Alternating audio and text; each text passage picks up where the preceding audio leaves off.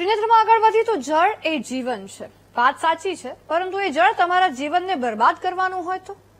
વાત આજે આણંદ મહાનગરપાલિકાની કરવી છે, જ્યાં લોકોએ તો ખરાબ પાણી અને ગટરની વ્યવસ્થા સામે મોરચો ખોલી ડેપ્યુટી કમિશનરને બંગડીઓ પહેરાવા આપી દીધી છે.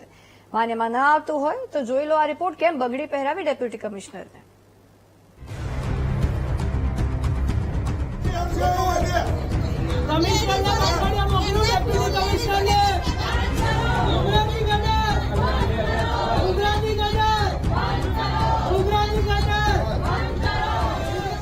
જુઓ જુઓ, અધિકારીને રોષે ભરાયેલી પ્રજાએ આજે તો બંગડીઓ જ આપી દીધી.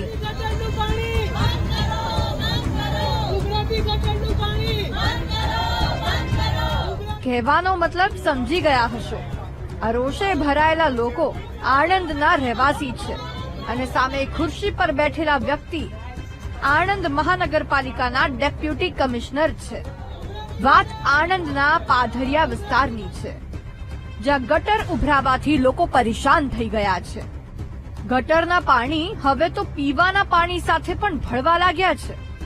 તેવામાં રોષે ભરાયેલા લોકો ગંદા પાણીની બોટલો ભરીને કમિશનર ઓફિસ પહોંચી ગયા.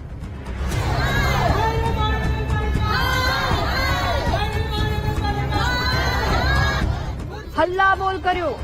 ડેપ્યુટી કમિશનરની ઓફિસ બહાર ગંદુ પાણી ઢોળ્યું અને સાહેબના ટેબલ પર બંગડીઓ ફેંકીને પોતાનો રોષ ઠાલવ્યો. આટલો રોષ લોકોમાં કેમ છે, હવે તે તેમની પાસેથી જ તમે સાંભળી લો. અમારી સોસાયટીમાં અને અમારી આગળની સોસાયટી નીલગીરી પાર્ક, ત્યાં આગળ ગટરની વ્યવસ્થા છે, પણ ગટરના પાણી એટલા બધા ઉભરાય છે છેલ્લા 7 વર્ષથી. હવે અમારે દિવસમાં 2 વાર તો જવું આવવું પડે છે, કારણ કે હવે બધા નોકરિયાત છીએ, સ્કૂલે જનારા છે, કોલેજ જનારા છે, એજેડ માણસો રહે છે, એ લોકોને દવાખાને જવાનું હોય, એ બધાને દિવસમાં 2 વાર ગંદા પાણી ઓળંગીને જવું પડે છે.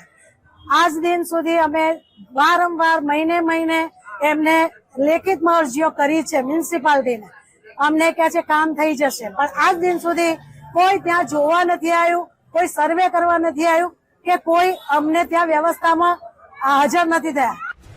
વાત એટલી જ નથી, પાધરિયા વિસ્તારમાં આશીર્વાદ અને નીલગીરી સોસાયટીમાં ગટરના પાણી બેક મારવાથી બીમારીઓ વધી ગઈ છે. મચ્છરજન્ય રોગો વધ્યા છે. ડેન્ગ્યુથી 2 મહિલાના મોત પણ થયા છે.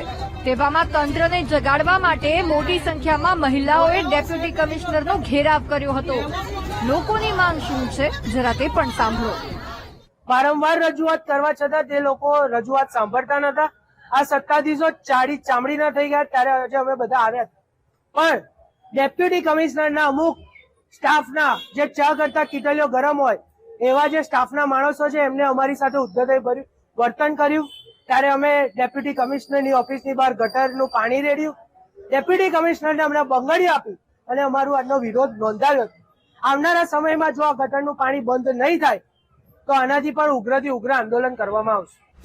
લોકો ટેક્સ આપે છે તો તેમના કામ પણ થવા જોઈએ, પરંતુ લાગે છે કે આણંદમાં તો લોકોની સમસ્યા સાથે અધિકારીઓને જાણે કોઈ લેવા દેવા જ નથી. આશા રાખીએ કે લોકોની આ ઉગ્ર રજૂઆતને ધ્યાને લેવામાં આવશે. બાકી આ જનતા છે, ભલભલાને ખુરશી પરથી ઊભા કરતા તેમને આવડે છે. Ghanshyam Patel, VTV news, Anand.